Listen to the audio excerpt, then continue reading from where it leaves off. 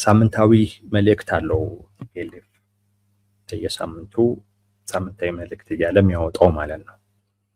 አሁን ሲገባን ይሄ ሳምንታዊ መልእክት የተባለው ጉዳይ ይመስለናል ታስቦበት የተደረገ ጉዳይ ነው።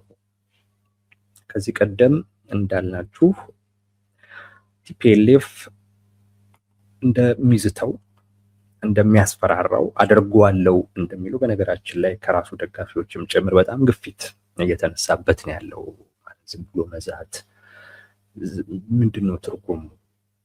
ለምንድነው ወደ እርምጃ ማይገባው የሚል ግፊት ሁሉ አለበት ቲፒኤልኤፍ። አሁን ላይ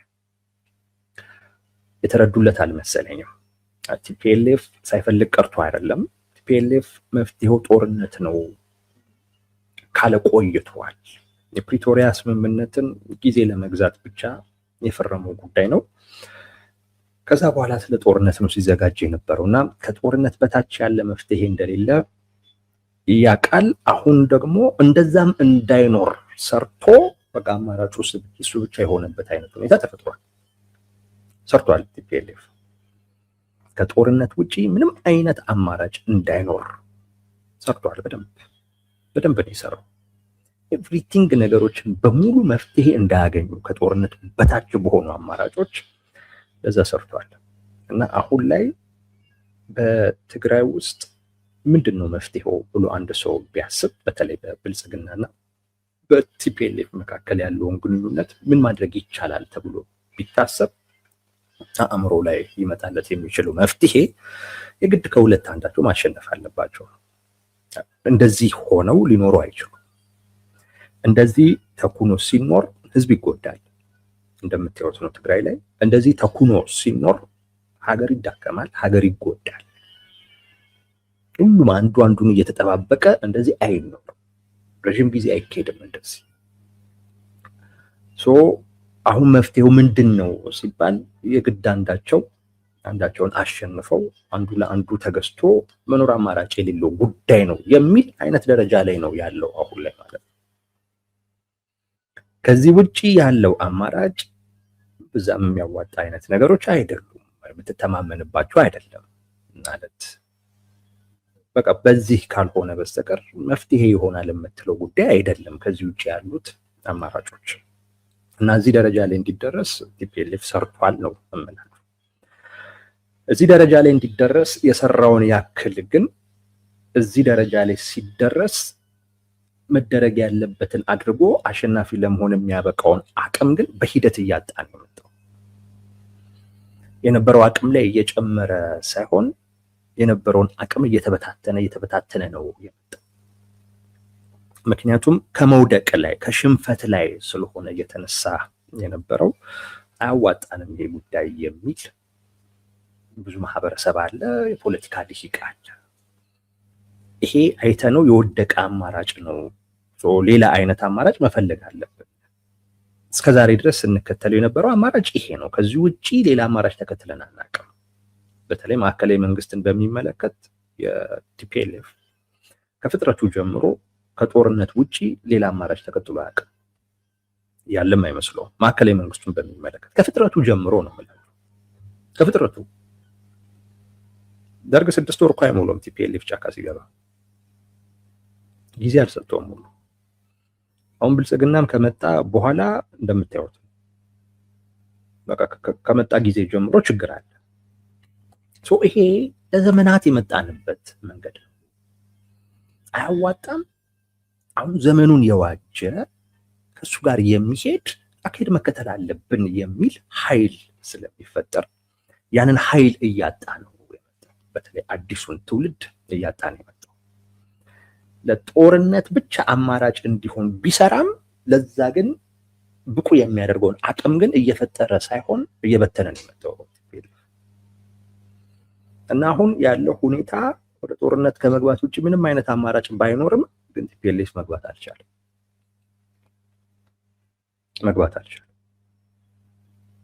ከየት ያምጣው አቅም የለው። መዛት ነው፣ አሁን ማስፈራራት ነው፣ ማስጠንቀቅ ነው። እንደዛ አይነት ፍላጎት እየፈጠረ ስለመጣ ወደ ጦርነት ቲፒኤልኤፍ ሊገባ ነው ምናምን የሚለው አይነት ነገር እንደዛ አይነት ነገር እየፈጠረ ስለመጣ አሁን ያንን ፍላጎት የሚያረካ ነገር ዛቻ ነው፣ ማስፈራሪያ ነው። ያንን ነው እያደረገ ያለው አሁን ቲፒኤልኤፍ፣ መዛት፣ ማስፈራራት። ያን ደግሞ ሊያደርግ የሚችለው በመግለጫ ነው፣ ሌላ ነገር የለውም።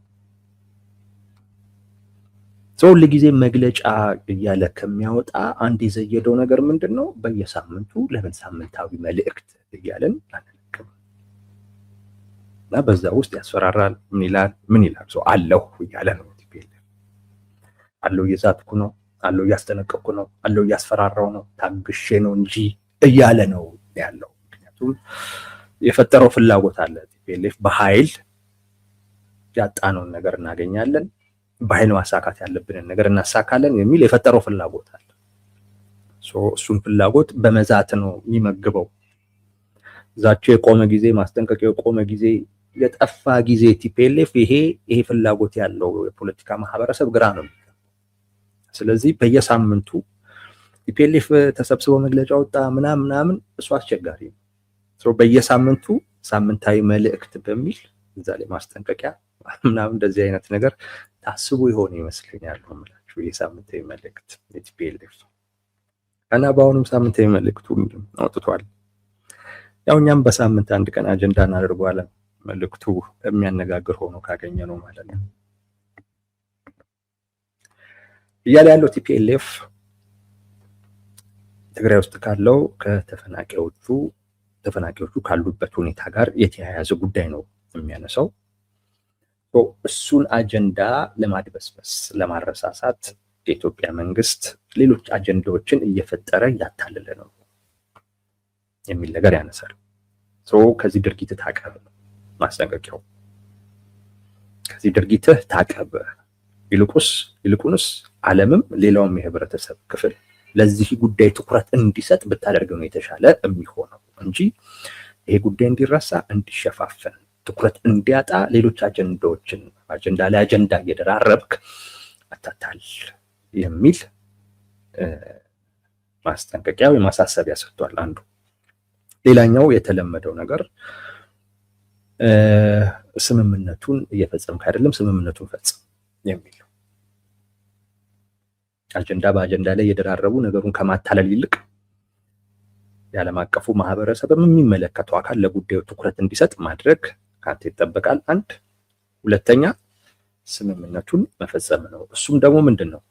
ወራሪዎቹን ማለት ያው ምዕራብ ትግራይ ላይ ያሉት የክልሉ ግዛት የሆነው ወራሪዎችን አስተዳደሩን ማፍረስ፣ ከዛ በኋላ ተፈናቃዮቹን መመለስ የሚል ነገር አንስቷል። ይህንን አድርግ የሚል ማስጠንቀቂያ ሰጥቷል። ብዙ ዛቻ የለም። ይሄን ባታደርግ ይሄ ይከተልሃል፣ እንደዚህ አይነት ነገር የለም፣ ትዕግስታችን ተሟጧል ምናምን የሚል ነገር የለም። ብዙ አይ ቲንክ መባል የነበረበት እንደውም አሁን ይመስለኝ ነበር በተለይ በቃ ትዕግስትም ልክ አለው ከተባለ በኋላ በደንብ መዛት በደንብ እንትን ማለት አሁን ነበር የሚያስፈልገው። ግን ትቶታል። አይ ቲንክ አሁን የለም፣ በቃ ይሄን አድርገህ ብቻ ነው። ያው በየሳምንቱ የሆነ መልእክት ማስተላለፍ ስላለባቸው ብቻ ያስተላለፉት ነው የሚመስለው። ያን ያለው በደንብ ያሰቡበት ምናምን አይነት ነገር አይመስልም። ግን አንድ ነገር ግን አስገርሞናል። ሉዓላዊ ግዛታችንን መልስ የሚል ነገር የለውም። እዛ ያለውን አስተዳደር አፍርስ፣ ተፈናቃዮቹ ይመለሱ። እንደውም የሚለው ምንድነው? ይሄንን ኃላፊነትህ ተወጣ ነው የሚለው። ኃላፊነቱም ያንተ ነው። ይሄን ኃላፊነትን ተወጣ። አስተዳደሩ ይፍረስ፣ ተፈናቃዮቹ ይመለሱ። እኚህን ነገር ብቻ ነው ያለው። ይሄ አስገርሞናል። ሉዓላዊ ግዛታችን ይምጣ ምናምን የሚል ነገር የለውም።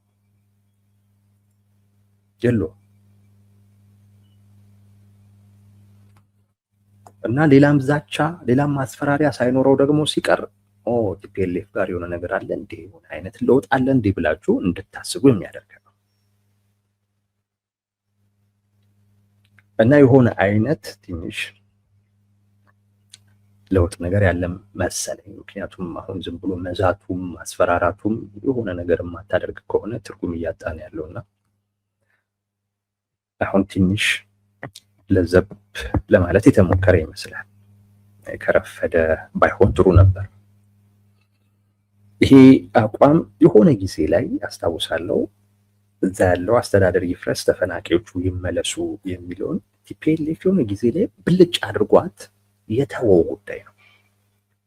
የሆነ ጊዜ ብልጭ አድርጓት ከዛ በኋላ ግን ግዛቱ ካልተመለሰ እኛም ካልተመለስን የሚሉት አይነት ነገሮች እንደውም ተጠናክረው ሁሉ ቀጠሉ። ተጠናክረው በተለይ የሆነ ሰዓት ላይ ምን ተፈጥሮ እንደሆነ ሁሉ አላውቅም፣ ብቻ ተጠናክሮ ቀጥሎ ነበር። የሆነ ሰዓት ግን አሁን ያመጧትን አቋም ብልጭ አድርገው አሳይተው ነበር። ይሄ አቋም ትክክለኛ አቋም ነው። ቲፒኤልኤፍ ከመጀመሪያውም ጀምሮ ይዞት ሊጓዝ ይገባ የነበረው አቋም ይሄ አቋም ከረፈደ ነው። ከረፈደ ደግሞ መሆኑ በሚፈልገውም አይነት መልኩ እንዳይሆን ያደርገዋል። ግን ትክክለኛው አቋም ይሄ አቋም በስምምነትም የተደገፈ አቋም ጭምር ነው። የፕሪቶሪያ ስምምነት ተፈናቃዮችን ስለመመለስ ያወራል። ያ የማን ኃላፊነት እንደሆነ ያወራል። ነገር ግን አመላለስ ሂደቱ እንዴት እንደሆነ አያወራም። እንደዚህ አይነት ነገሮች አያወራም። እሱን የሚያወራው ኬንያ ናይሮቢ ላይ ያደረጉት ስምምነት። እዛ ስምምነት ላይ በእነዚህ በአከራካሪ ቦታዎች ላይ የተመሰረቱት አስተዳደሮች ህገወጥ መሆናቸውን ያ ስምምነት ያምናል። እንደሚፈርሱም ያምናል፣ ይወስናል።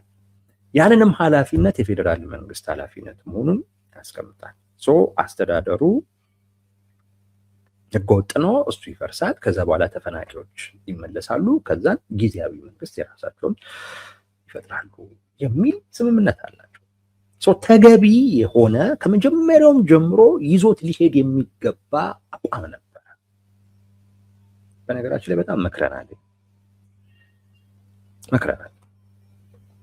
በተለይ ወልቃይትን አምጡ፣ ሉዓላዊ ግዛታችን የሚባልን ነገር ተዉ። በሶስት ምክንያት ነው ይሄንን ነገር ስንል ነበር። በሶስት ምክንያት፣ አንድ ስምምነቱ አይደግፍም። ይሄ ወልቃይትን መልስ የሚል መንግስትን የሚያስገድደው አይነት ስምምነት የለም፣ አስቸጋሪ ነው። ስለዚህ መንግስትን ምን ብለህ ነው መልስ የምትለው? አንድ ከስምምነት ውጪ የሆነ ነገር እየጠየቅ ስምምነቱን ደግሞ ታከ መሄድ አስቸጋሪ። የስምምነቱን አክባሪ፣ ስምምነቱን ፈላጊ፣ እሱ እንዲፈጸም የምትፈልግ አካል ሆነ ነገር ግን ከስምምነቱ ውጪ የሆነ ቅድመ ሁኔታ አቅርበ ስምምነቱ እንዳይፈጸም እንቅፋት እየሆንክ አይቻልም። ይሄ በፍጹም አይቻልም።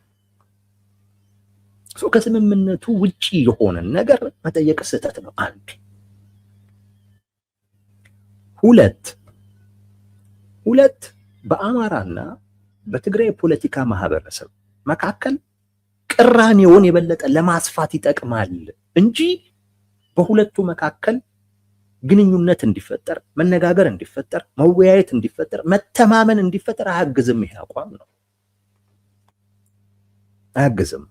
ምክንያቱም የአማራውም የፖለቲካ ማህበረሰብ እነዚህን አካባቢዎች የኔ ናቸው ይላል፣ ተዋግቶላቸዋል። ከዛ በፊት ደግሞ ብዙ ዋጋ ከፍሏል።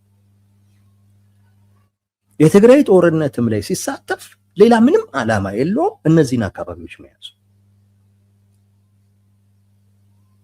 ዋጋ ከፍሎበታል።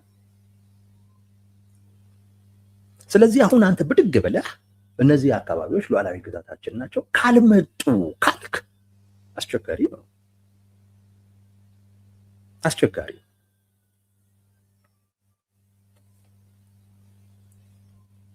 በሁለቱ የፖለቲካ ማህበረሰቦች መካከል ችግር ፈጣሪ ነው የምትሆነው።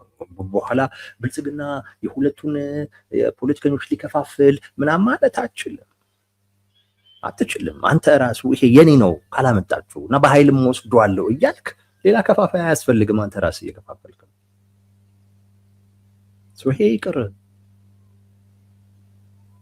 ይሄ ይቅር አስቸጋሪ ነው። ለመደገፍ በጣም ከባድ ነው። እንዴት ተብሎ ነው የሚደገፈው? ከስምምነት ውጪ የሆነ ነገር እያነሳ እንዴት ትደገፋለህ? የምትከፍለው ምናምን ሰው ካልሆነ በስተቀር ማንም እኮ ሊደገፍህ እኮ አይችልም። እንደገና ደግሞ ያንን ደግሞ በኃይል ካልወሰድኩ ካልክ በቃ ያንተው ብሔርተኛ ካልሆነ ወይም የምትከፍለው ሰው ካልሆነ በስተቀር ሊደግፍልህ የሚችል አካል የለም። ሁለተኛው ነው። ሶስተኛው ቲፒኤልኤፍ አንድ ፖለቲካሊ በኢትዮጵያ ፖለቲካ ውስጥ በቃ ወደ ማዕከል እንዳይመጣ ሊያደርገው የሚችለው ነገር ሀገራዊ የሆነ ነገር ብዙ የለውም። ይሄ ስለ ኢትዮጵያ አንድነት ይጠየቁ የነበሩ ጉዳዮችን ትኩረት አይሰጣቸውም፣ ዋጋ አይሰጣቸውም። አንዱ ከማዕከልም እንዲገፋ እና ወደ ትግራይ እንዲመሽግ የተደረገበት ምክንያት ከዛ ጋር የተያያዘ ሉዓላዊ ግዛቴን አምጡ፣ ሉዓላዊ ግዛቴ አምጡ ስትል አሁንም የአንድነት አይነት ነገር የለህም ነው። በቃ ራስ ጋር ብቻ የታጠርክ አይነት ነገር ነው የሆንከው። በዚህ አይነት መልኩ እንደ ሀገር የሚያስበውን ብልጽግና ጋር ደግሞ መፋለም አይቻልም። በሌሎች የፖለቲካ ማህበረሰቦች ወይም በሌሎች ብሔር ብሔረሰቦች እንበላቸው በተወሰነ ደረጃ መታመን ልታገኝ የምትችለው ስለ አንድነትም የሆነ ነገር ስታነሳ ሉዓላዊ ግዛቴ እያልክ ማንም እንትን ሊልህ አይችልም። በቃ ማለት እውነት ለመናገር እዛ ያለውን የትግራይን የፖለቲካ ማህበረሰብ የህወሓትን አይደለም የትግራይ እሱን ለመደገፍ ወይም ለማገዝ የሚፈልግን ሰው በቃ የሚገፋ አቋም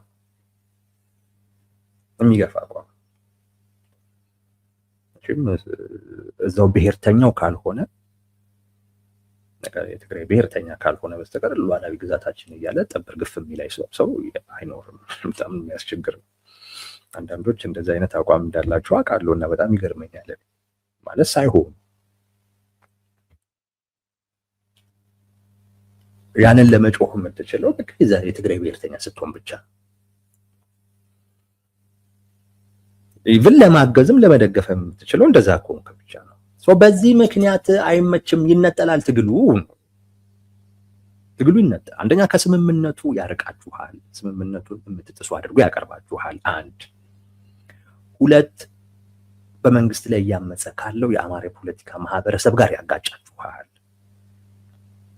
በእናንተ መካከል ትብብርም ለመፍጠር አስቸጋሪ ይሆንባችኋል። ሁለት ሶስት ይነጠላል ትግሉ። በቃ የትግራይ ብሔርተኛን ብቻ ነው የምንፈልገው አይነት አቋም፣ ሌላ ወደ ራስህ ሂድ የሚል ነው። ደግሞ አንድ ሰው ደግሞ ሂድ ካልከው በግድ ካልመጣው ሊልህ አይችልም፣ እዛ የለመደው ነገር ከሌለ በስተቀር ገላገልከኝ ብሎ ነው የሚሰናበት። በዚህ ምክንያት ይህንን አቋም ተው ብለናል። እውነት ለመናገር አይጠቅምም ይሄ አቋም ተው ብለናል። ሲሉት ይኸውን ድረስ ደረሰ። ምንም ውጤት የለም። ከዓመት በላይ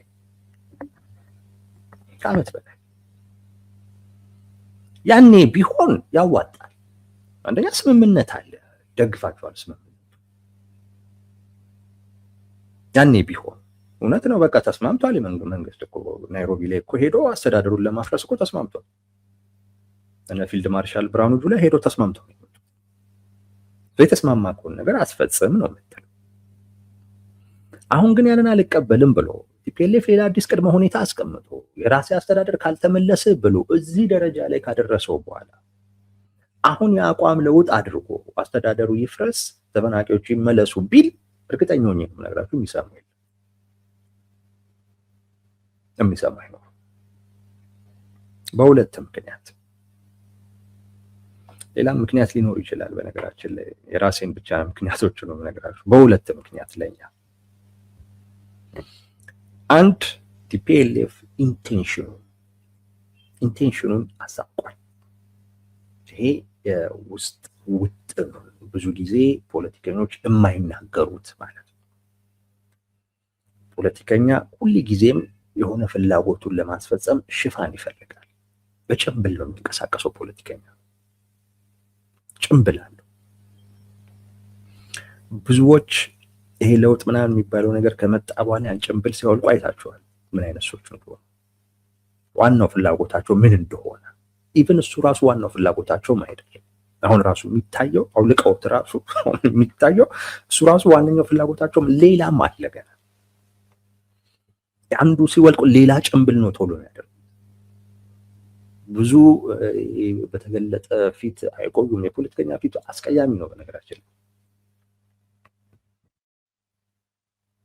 ብዙ ችግር አለበት፣ ብዙ ችግር ነው ያለበት። እንደውም ጀዋር መሐመድ ፖለቲከኛ ማለት እንደ ቀለም ቀቢ ነው ሲል ሰምቼው፣ እንደ ቀለም ቀቢ ነው ማለት ልብሱም ምኑም የሆነ ዥንጉርጉር ነገር ነው። ፖለቲካ ንጹህ አይደለም። ያው ቀለም ስለሚረጫል ምናምን ሰው ልብሱ ምኑም ይቆሽሻል። ሰው እሱን አያሳዩአችሁም ነው ማለት። እሷን ድብቅብቅ ወዲያው አንዱ ማስክ ሲወልቅ አንድ ሲወልቅ አንድ እየተደረገ እንዲከሳከስ እና ቲፒኤልኤፍም የራሱ የሆነ ኢንቴንሽን አለው።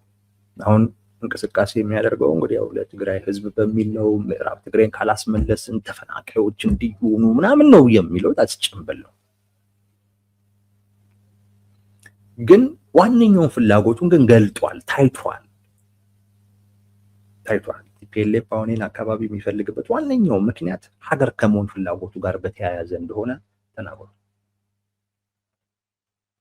ራሱም ተናግሯል። እዛ ውስጥም የነበሩ ሰዎች ሁኔታው ሳያምራቸው ሲቀር የወጡ ሰዎች ይህንን እየተናገሩት፣ ያ ኮሪደር ከሱዳን ጋር ስለሚገናኝ ያን መያዝ ይፈልጋል። ያን ከያዘ በኋላ ምን እንደሚያደርግ ግልጽ ነው። ቲፒኤልኤፍ ጦርነት ነው የሚከፍተው። ከዛ በኋላ ሀገር የሚሆንበት አይነት ሁኔታ ከተመቸ ይሆናል። ወደ ማዕከላዊ መንግስትነት መምጣት የሚችልበት እድል ከታየ ይመጣል። የቲፒኤልኤፍ ኢንቴንሽኑ አሁን የሀገር መሆኑ ምናምን አከራካሪ ሊሆን ይችላል፣ ግን ኢንቴንሽኑ ዋነኛው ጦርነት ነው። በቃ ጦርነት የማድረግ ፍላጎት እንዳለ ከታወቀ እንዲህ አይነት እድል አይሰጥም። ቲፒኤልኤፍ ያንን ገልጧል። በቃ ጦርነት ነው መፍትሄው፣ ጦርነት ነው ብሎ ወስኗል እና ነገሮች መፍትሄው እሱ ብቻ እንዲሆንም ሰርቷል። አሁን ይሄ ኢንቴንሽኑ በጣም በታወቀበት አይነት ሁኔታ ቲፒኤልኤፍ ያንን አካባቢ ሰጥተህ እንደገና የምታስታጥቅበት ምክንያት አይኖርም። አይደል ነው ብልጽግና ሊያደርገው ይችላል፣ አላውቅም። ቢ ኦነስት ሊያደርገው ይችላል ብልጽግና። በእርዳታ ስም ያስታጠቅኩትኝ ነበር እኮ አለ። በድጋፍ ስም ቲፒኤልኤፍን ሳስታጥቅ እኮ ነው የከረምኩት ራሱ ነው ያለው። ብልጽግና ሊያደርግ ይችላል፣ ግን በቃ ኢንቴንሽኑ ስለተገለጠ የሚወጋውም ራሱንም ስለሆነ አይ ቲንክ አንዱ ምክንያት አያደርግም ብለን የምንገምትበት አንዱ ምክንያት ይሄ ነው። ያን አካባቢ አይሰጥም የሚለው ኢንቴንሽኑ ታውቋል። ጦርነት ነው የሚፈልገው። ወደ ጦርነት ደግሞ ለመሄድ አንድ ራሱን ማጠናከር ይፈልጋል። በዛ በኩል የኮሪደር ስለሆነ እዛም ሱዳን ውስጥም ሰራዊትም አለው ይጠቅመዋል። መሳሪያ ምንም ለማስገባት በሰሜኑ ጦርነት ወይ በትግራዩ ጦርነት ጊዜ ይሄንን ሲያደርጉ ነበር። ራሳቸው የተናገሩት ነው ሲያደርጉ እንደነበር ተናግረዋል ስብሰባቸው ላይ። ራሱን እያጠናከረ ነው አንድ።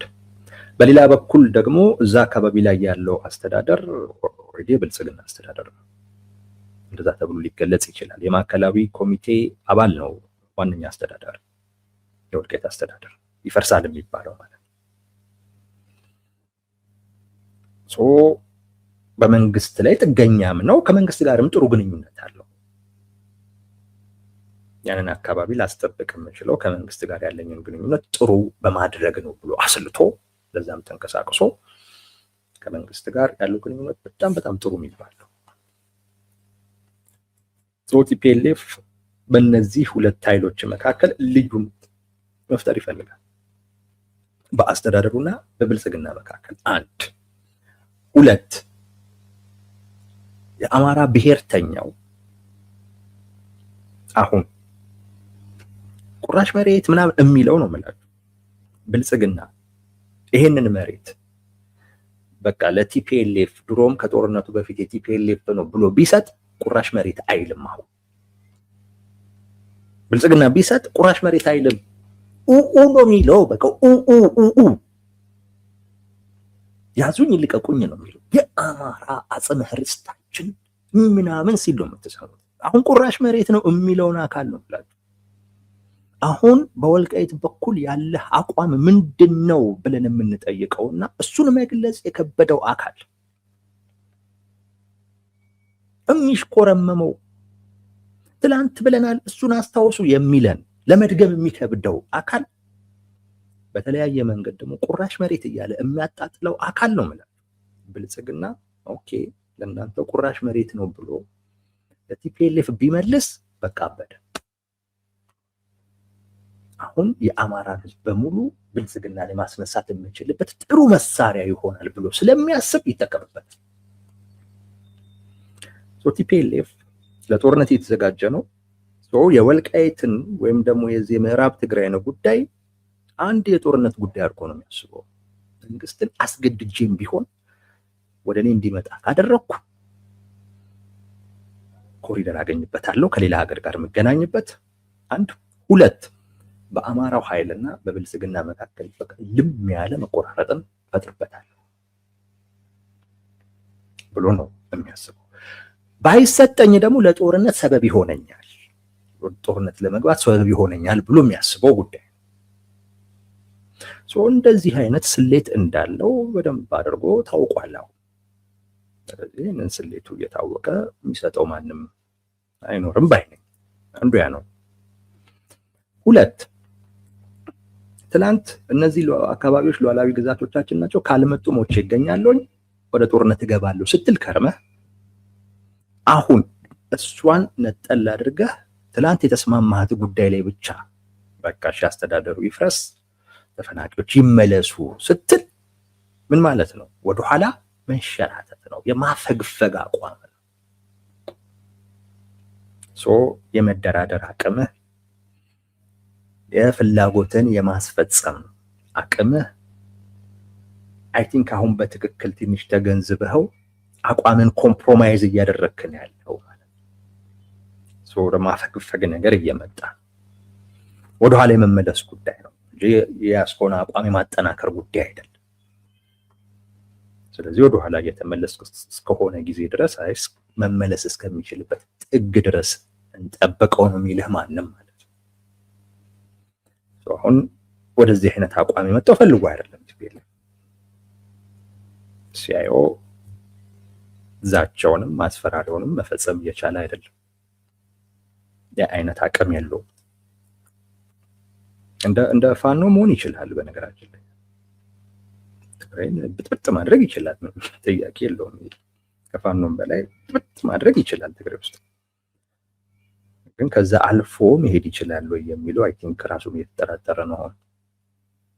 ሲያየው የሚችለው አይነት ነገር እንዳልሆነ ስለገባው ነው አሁን ወደ እንደዚህ አይነት አቋም እየመጣ የማፈግፈግ አይነት ነገር ስለሆነ ሌላኛው አካል ዞሮ ካንተ ጋር ያለው ግንኙነት የጦርነት ግንኙነት ስለሆነ የኔን አማራጭ እስኪቀበል ድረስ እንደውም እገፋዋለሁ ነው እንጂ የሚለው አይ ትክክለኛው ቦታ ላይ መጥቷል ብሎ አንተን የሚቀበልበት ምክንያት የለም። የመንግስት አቋም ግልጽ ነው። አስተዳደሩ እንዲፈርስ አይፈልግም። ስለዚህ ጥሩ ማሳያው አቶ ጌታቸው ረዳ ቅርብ ጊዜ የሚያደረገው ኢንተርቪው ነው። ጌታቸው ረዳ ምን አለ? ጌታቸው ረዳ እነ ኮሎኔል ደመቀ ለተፈናቃዮች ምን እያዘጋጁ ነው? ቤታቸውን ሁሉ እያዘጋጁ ነው፣ ሊመጡ ነው ብለው። ይሄን የማውቀው እውነት ነው። ይሄንን የማውቀውን እውነት ባልናገር ልክ አይደለም ብሎ ሲናገር ሰምተናል። ስለዚህ ጌታቸው ረዳ በተዘዋዋሪ እየነገረን ያለው አስተዳደሩ አይፈርስም ነው እያለን ያለው ጌታቸው አይደል? አስተዳደሩ ይፈርሳል ወይስ አይፈርስም የሚል ጥያቄ ያለበት አካል አሁን ይህንን የጌታቸውን ንግግር ሲሰማ ሊወስድ የሚችለው ትርጉም ምንድን ነው? አስተዳደሩ አይፈርስም፣ እንደውም ምንድን ነው የሆነ ለመቀበል እየተዘጋጀ ነው እንጂ ራሱን ለማፍረስ እየተዘጋጀ አይደል? አስተዳደሩ መጀመሪያ መፍረስ አለበት ብሎ የሚያስብ አካል ወይም እሱን የሚያምን አካል የሚያደርገው ምንድን ነው? ያንን አስተዳደር ለመቀበል የሚያስችል አይነት ምቹ ሁኔታ ፍጠር አይደለም የሚለው። አስተዳደሩ እኮ ይፍረስ እኮ የተባለው ህገወጥም ስለሆነ እንደገና ተፈናቃዮችንም ያፈናቀለ ነው ተብሎ ስለሚታሰብና ስለማይታመን ነው። ራሱን ነው ልታፈርሰው የምትችለው። በቃ ከዚህ ከጨዋታው ውጪ ነው የምታደርገው። አቶ ጌታቸው ረዳ እነ ኮሎኔል ደመቀ ዘውዱ ተፈናቃዮቹን ለመቀበል ሽር ጉድ እያሉ ነው እየተዘጋጁ ነው ብሎ ከነገረን አስተዳደሩ አይፈርስም ማለት ነው። በመንግስት በኩል አስተዳደሩ እንዲፈርስ አይፈልግም፣ ተፈናቃዮቹን ግን መመለስ ይፈልጋል። እዚህ አቋም ድረስ ቲፒኤልኤፍ እስኪመጣ ድረስ ይገፋዋል ነው የምላችሁ። ቲፒኤልኤፍ አሁን ሸርተት ማለት ጀምሯል። ዛቻ የለም፣ ማስፈራሪያ የለም። የአሁኑ መልእክት ላይ የለም እንዲህ አይነት ነገር። ሉዓላዊ ግዛቶቻችን ካልተመለሰ ወደ ጦርነት ልንገባ እንችላለን፣ እስከዛሬ ድረስ ታግሰናል፣ የለም።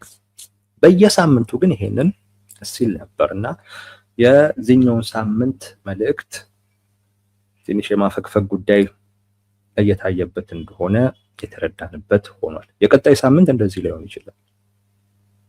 የቀጣይ ሳምንት መልእክቱ ደግሞ ቧከረዩም ሊል ይችላል። የምናውቀው ነገር የለም። ቲፒኤልኤፍ አቅደው አስልተው የሚንቀሳቀሱ አይደሉም። በቃ አሁን ላይ ሲገባኝ ጊዜያዊ ስሜቶቻቸው የሚያደርጓቸው የሚፈጥሩባቸውን አይነት ነገር ነው ይለቁት እንጂ የሆነ ስትራቴጂ ነድፎ በዚህ መልኩ ይሄን አድርገን ይሄን አግኝተን እንደዚህ ሰጥተን ይሄን ተቀብለን አይነት ነገር የለም። በቃ ስሜታቸው ነው እንግዲህ። የዚህ ሳምንት ስሜታቸው ትንሽ ቀዝቀዝ ያለ ነበር ማለት ይቻላል። ቀጣይ ሞቅ ሊል ይችላል። እንግዲህ ሞቅ ያለ ነገር ሲፈጠር አይታወቅም።